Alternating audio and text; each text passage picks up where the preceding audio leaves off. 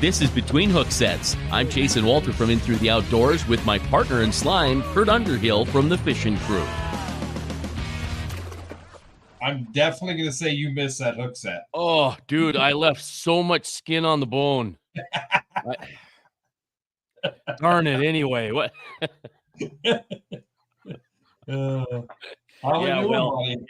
I'm a radio guy, but I was also a class clown too, and hated by every teacher in school. So that's the way it goes. But welcome to Between Hook Sets. It's fun to do this every Wednesday. We're just talking with PJ before we went live here. Just a radio guy, you're just a tournament guy, and we've been having fun with this since April already. So it's crazy how time flies. It is, and we've had a lot of cool guests on, and I'm really excited for tonight and the lineup to come, and the guests are just getting more and more. And last week, the comments were flying in, and we had a little glitch on some of them, but I think we got that taken care of this week. It was super great to have all the comments. So, guys, if you got questions for a guest or you got a comment, please be PC about it, but definitely pop them in, and we'll get them on the screen and try to get them answered for you. Yeah, no doubt. I'm excited to bring our guest in because I'm going to fish with him on Saturday on the Mississippi. We're going to be on pool number 9 over there in his country, the Stoddard country. And I'm excited to bring PJ Vick on the show here. PJ, welcome. It's great to have you. Welcome, guys. How's it going? Absolutely fantastic. Boy, I'll tell you what, I'm like, okay, we got to get PJ on the week before we go out there. It's great if we can get on afterwards and talk about the fish we catch, but I really wanted to talk before we hit the water. It's been unseasonably warm. Frankly, in my estimation, it's been terrible. I don't like the heat, but I like a little bit of cooler weather. This may help us out a little bit on Saturday. Yeah, I really like the weather projection here, and I've been waiting for the cool off ever since I got back from Erie, the end of August. So I think we're finally going to get it. We're going to get that nice cold snap, bring these water temperatures down, and really start schooling some of these fish up. So I think it's going to work in our favor for sure. And I'd love to do a follow up with you after, and talk about how everything went. So, yep. I really think we need to do that. Plus, I think the next time you come on, we probably got to talk Norse batteries. There's some pretty cool information I've learned about the Norse batteries. Maybe we can even talk James coming in with us, talking about his batteries at one point. That would be kind of cool. But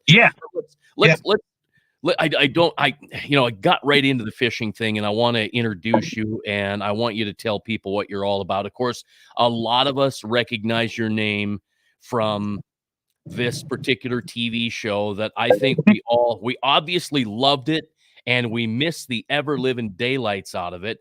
It's just one of those things where all of a sudden it's gone and there's heartbreak, and that's just the way it goes. But tell us a little bit about your time with In-Depth Outdoors.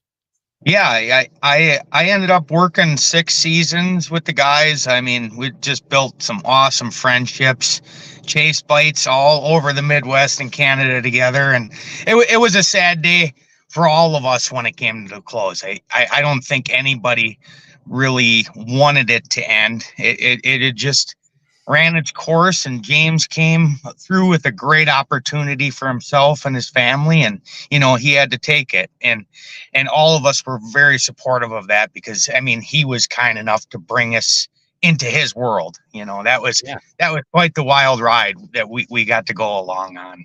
His world.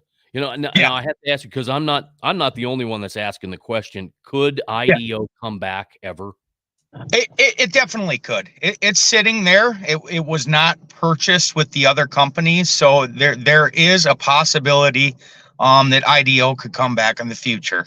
I would love to be a part of it if it did. So I mean, not to say that I haven't had that idea or worked on some things behind the scenes, because I mean, once you're involved in something like that for a while, it gets inside your soul. Where that at during the fall period, all of us were just craving that and thinking about chasing shows and where we're going to go. And, we started building a list, a repertoire of places we wanted to visit. And, it at that time of year, it kind of consumed all of us, where we just loved doing that and chasing the shows, and then bringing the information to all the fans that watched all over the place. I mean, it was a very rewarding job, if you can call it a job. It didn't feel like a job.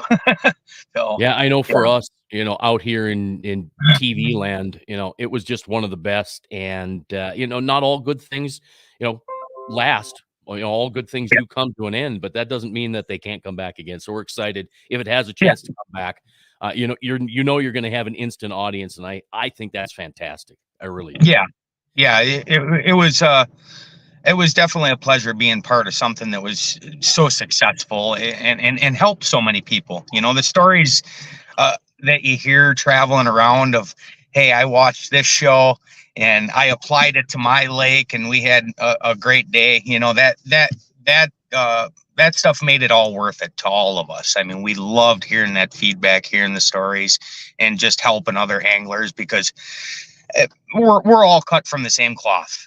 Anglers, we're kind of all the same type of people, and it felt really good to be able to help and share with other anglers. And I feel like that platform allowed all of us to do that on a big level. So it helped us all grow. Do you think would Pat be interested, or Marcus Quam, would he be interested in coming back and helping out? I think everybody that was involved is interested from what I have talked to all of them, so everybody would love to be involved again. Right down the list. So yeah. Well, all right. I'm writing down, that's one of my dreams. I hope it comes back. Let's talk about your guiding. You have a great guide service on Lake Erie, and then you put that away and you guide fall perch. At least you are this year, that I know of, in September and October. So talk about Lake Erie a little bit. Yeah. Boy, it just a very successful season this year.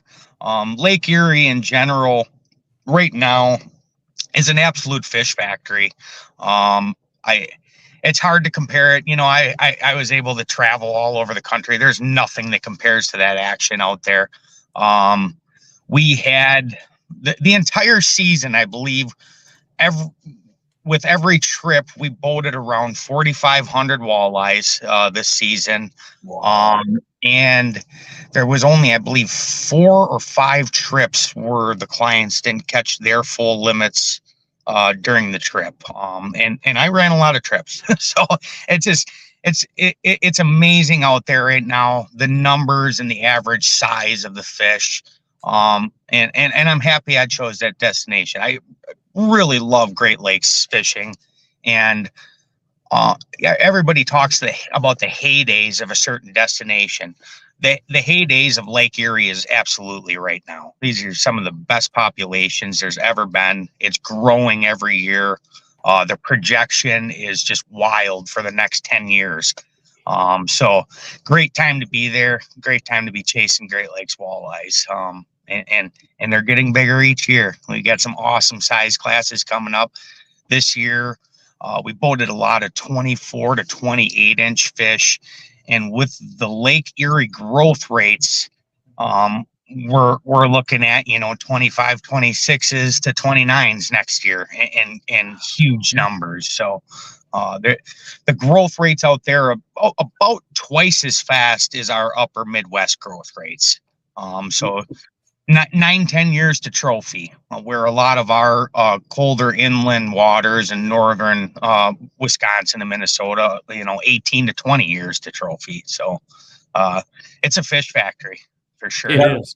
The last time I heard, Lake Oahe is about an inch a year. So if that compares to gives you a perspective of what Lake Erie is compared to an inland lake, it's about an inch a year that you grow on Lake Oahe.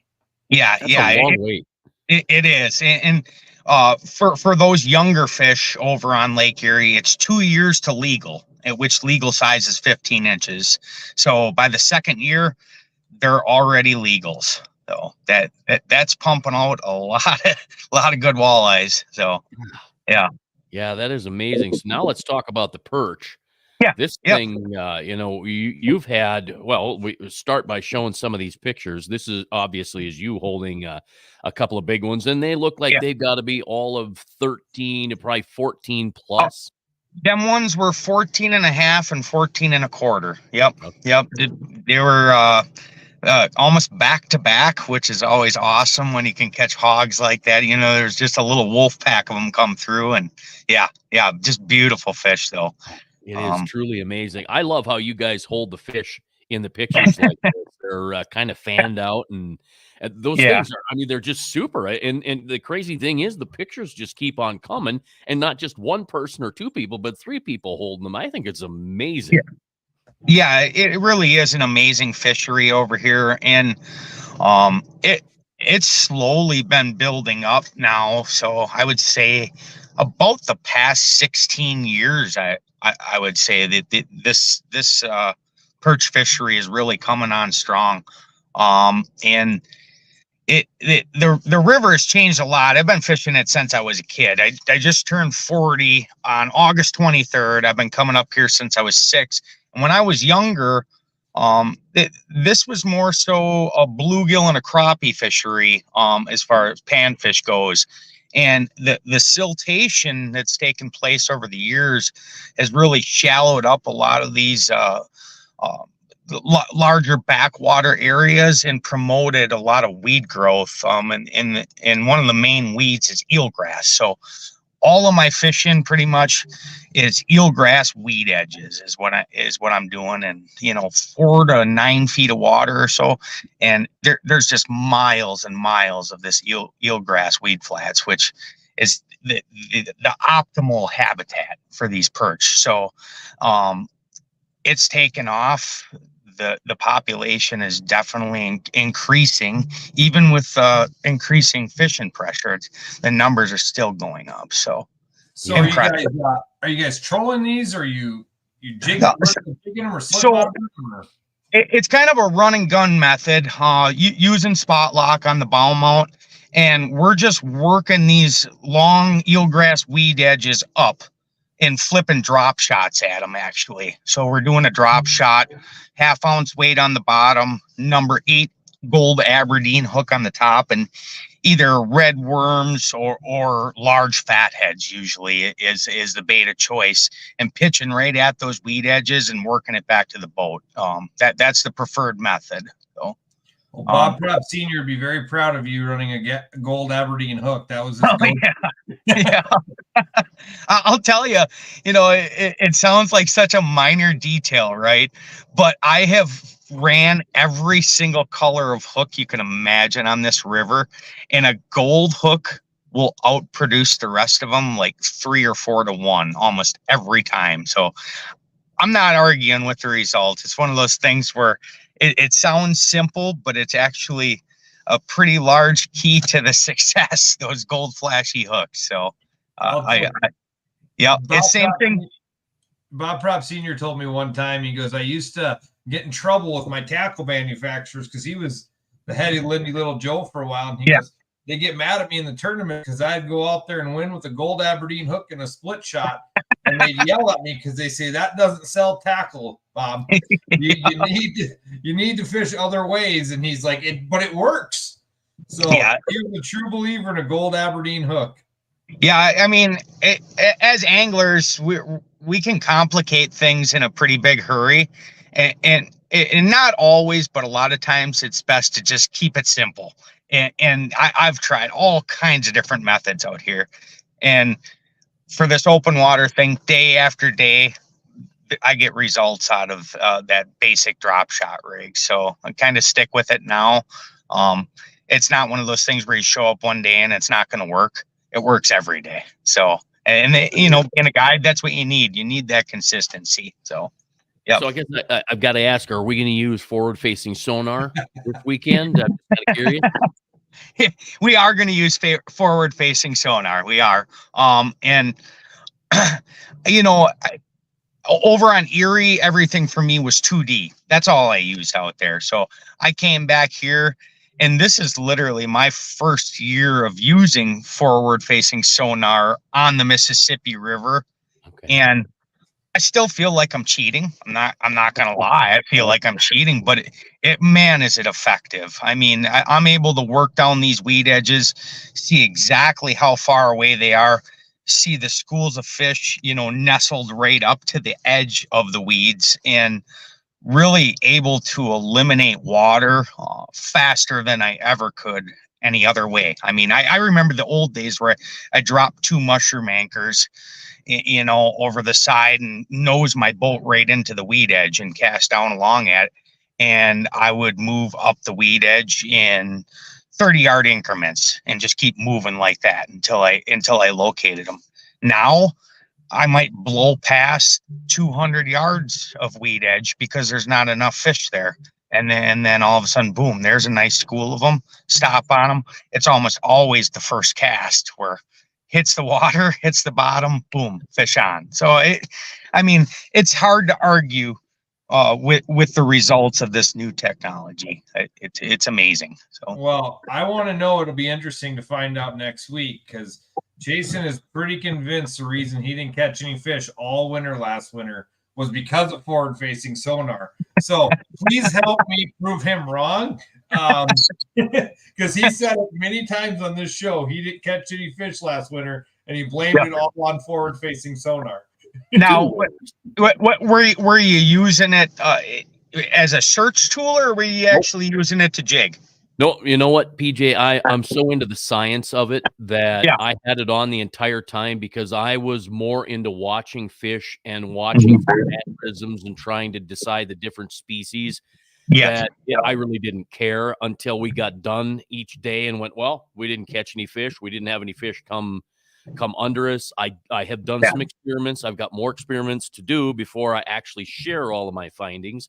Yeah. But yeah, I think that it was a detriment because I was using it full time. I will not use it full time anymore. And I would guess you would say the same thing. Would you agree? Oh yeah.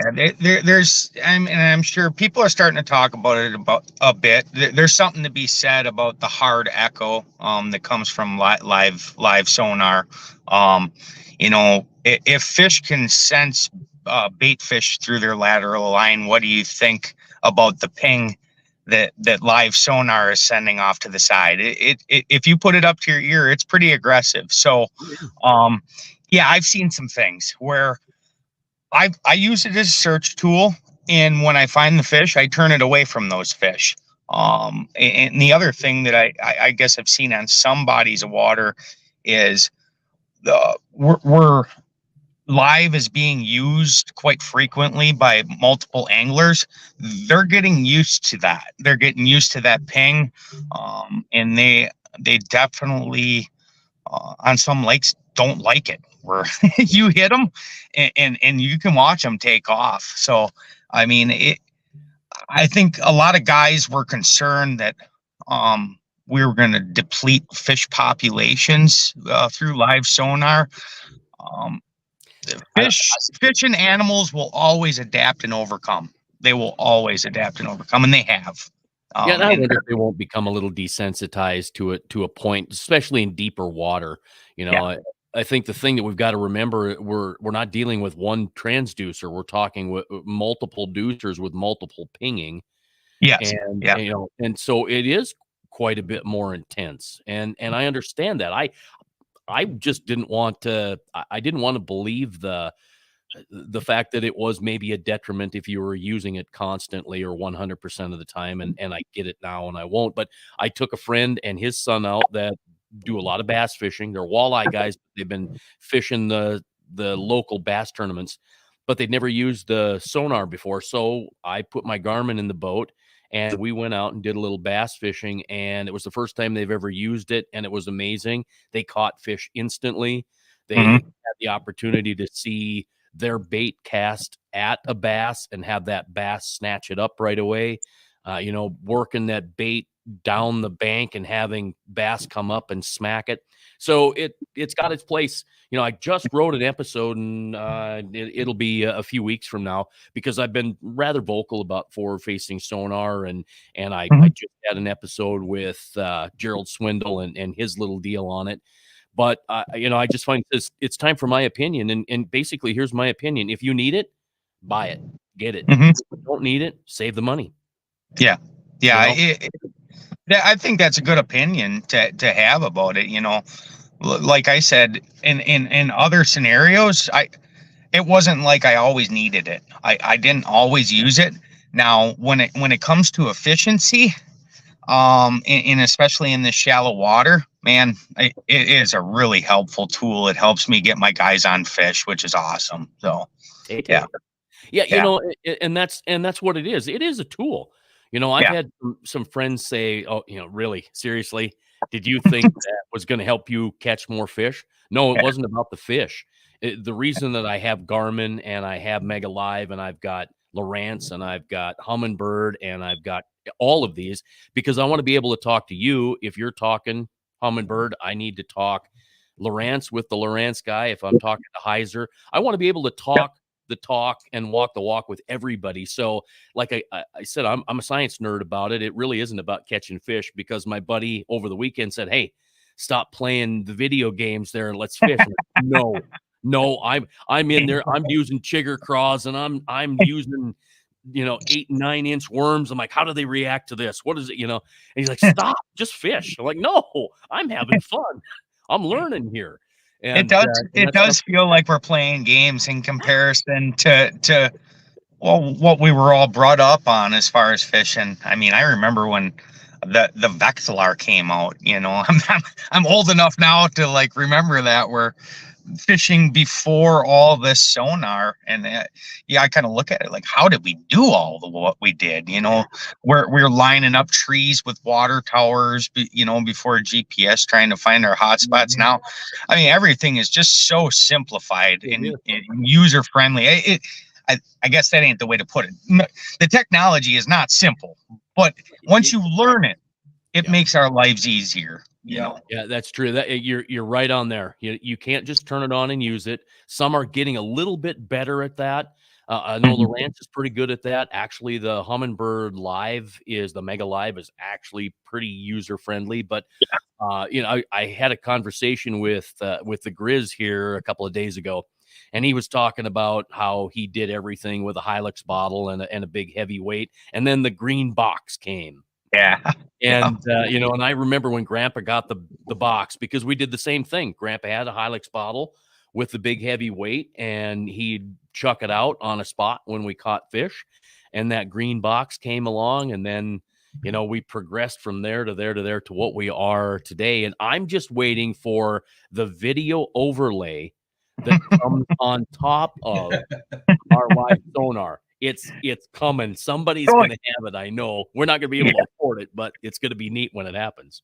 It's coming, where it's going to tell us exactly what species it is and almost be a perfect picture of the fish. Just the way things have taken off in the last 10 years, it's definitely on its way. So yeah, well, I remember paper graphs sitting in the camper at night, cutting the paper and gluing it or taping it in a book.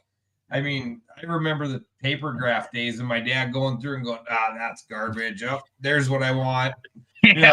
I still don't understand how he knew what spot was what that he kept, because he just threw half shit away and away we went with the new stuff. Yeah, that is amazing. Hey, Clay, how you doing? Great to hear from Clay. Great to hear from Jack. By the way, that young fella, Jack from Jack's Tackle, he's 12 years old and a tackle maker up in Grand Forks. I'm very proud of him. He's doing an absolutely fantastic job.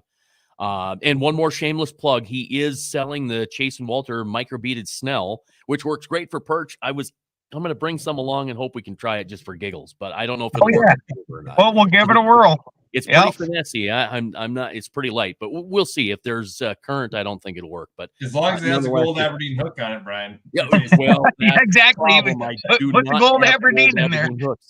I'll be tying some of those in the next day or two, though, and see how that works. But check out Jack's Tackle. He's on Facebook. That's fantastic that he tuned in. They got a great family there, and he's a great kid. So, it's pretty exciting. I guess everybody's talking about winter. I'm hearing more and more about the woolly caterpillar. I'm seeing them cross the roads. I put a lot of miles on. Holy Hannah. The one good thing is you see where it says mild winter, and more brown, the more mild. Most of them, I guess, have had more brown on them. So I'm kind of hoping that we get ice and not a lot of snow so we can spend the entire season on the ice and not battle it. This past season was probably one of the warmest, toughest winters I remember of all times. It really was. I tried my hardest to get out on Great Lakes ice, whether it was here over on Lake Huron, Saginaw Bay, Bay of Green Bay, and I think I made it out twice. And both of them were spud bar missions, walking. So it was really hard to find that safe ice on big water last year. Matter of fact, I remember I was out in Devil's Lake in February. Oh, yeah. I would normally never be in Devil's Lake in February. I mean, that's like Arctic blast, super cold, stay away from North Dakota in February. But last season it was relatively mild out there even at that time. So if you didn't have tracks, you might as well not go, because I was there too. Snow bears, otherwise you weren't getting around. Well, yeah, the meat eater boys, the meat eater boys and girls found out that Devil's Lake can beat you, and you can record an episode and it doesn't air because it's that bad. Yeah. We went out there with snowmobiles, and I could see there was a lot of slush pockets out there where you could have gotten some big trouble trying to use anything else. So last year was bad that way. So we're fishing just south of La Crosse. Isn't there pretty decent early season perch fishing north above La Crosse? Yeah, absolutely. Up on Lake Onalaska up there, there's a lot of good fishing, early ice. But they're from pool 4 all the way down to probably pool 12. Each pool has become a great perch fishery. So you can look at all those different areas, south of Wabasha, up by Minnesota there, that lower end, the low Lake Pepin and stuff. For me, I focus on the lower third of each pool. That's where it widens out. That's where the most weed growth is. It just larger expanses of water, which means bigger schools of fish, more habitat, more weeds, a lot more of that shallow water. But yeah, there's a lot of different opportunities to be had on each pool where, and that's happened over the years, where I remember in the beginning of this perch bite, that pools 8 and 9, and along with 7 a bit, that was kind of like the center of the action. And it seems like the bite just keeps spreading as the years go on, where each one of these pools is really taking off, which is great. I mean, that's a lot of miles of river. If you look at pool 4 to pool 12, that's a whole big stretch of water that all has great perch fishing now. So,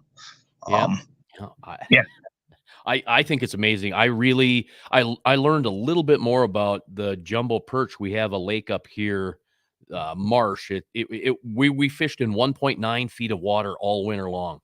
It was crazy, and we caught numerous 12s, 13s, 14s. We never got in on the 15, 16. It was we didn't want to go early because we were talking about 500 pickups. I don't want to deal with 500 pickups. So we're trying to say, the heck with it, let's go.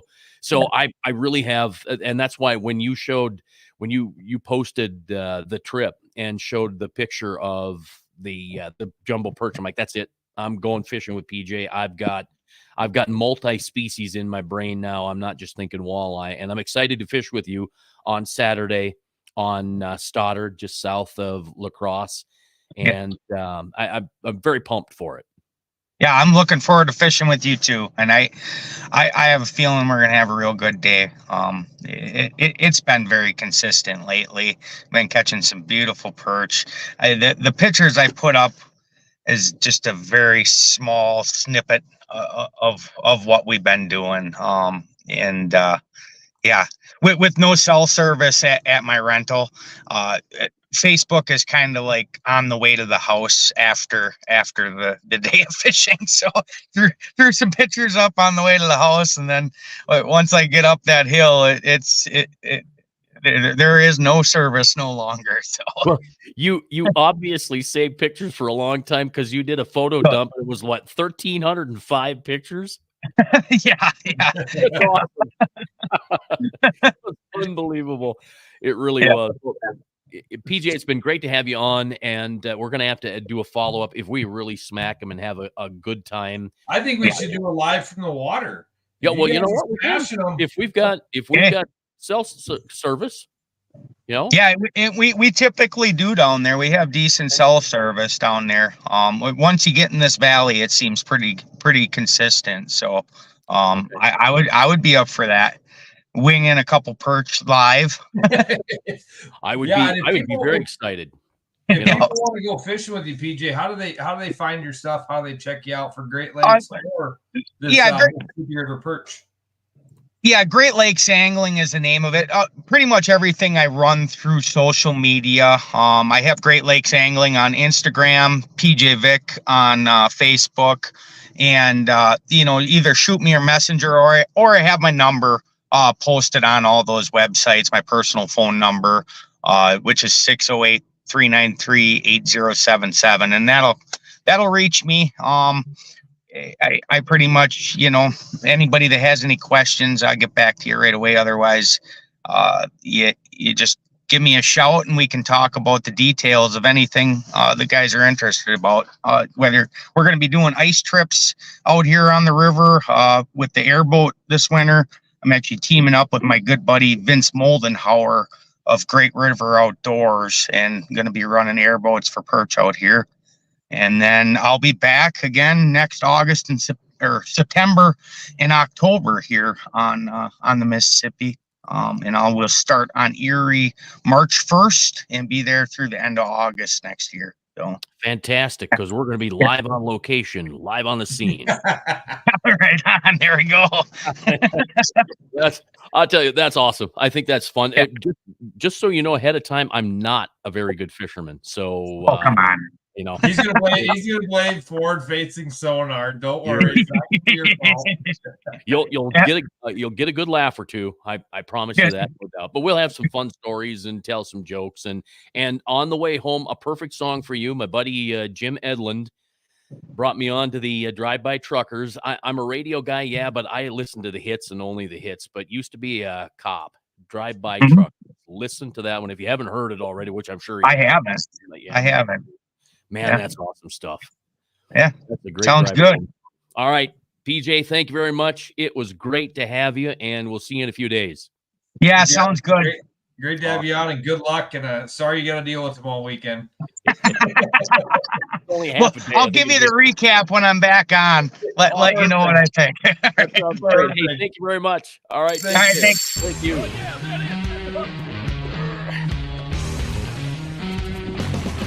This is Between Hook Sets. I'm Chase and Walter from In Through the Outdoors with my partner in slime, Kurt Underhill from the Fishing Crew.